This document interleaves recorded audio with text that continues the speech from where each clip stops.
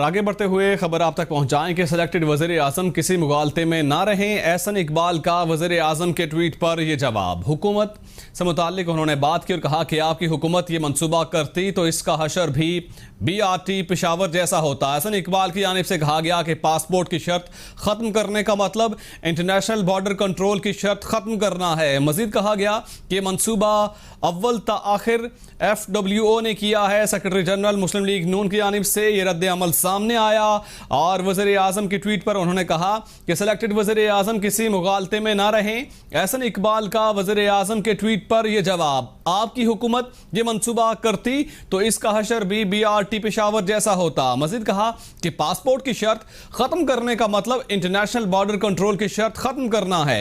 यह मंसूबा अव्वल ताखिर FWO ने किया है। सेक्रेटरी जनरल मुस्लिम लीग नून एहसन इकबाल की जानिब से रद्द अमल सामने आया है। उन्होंने कहा कि सिलेक्टेड वज़ीर आज़म किसी मुगालते में ना रहें। एहसन इकबाल का वज़ीर आज़म के ट्वीट पर यह जवाब सामने आया।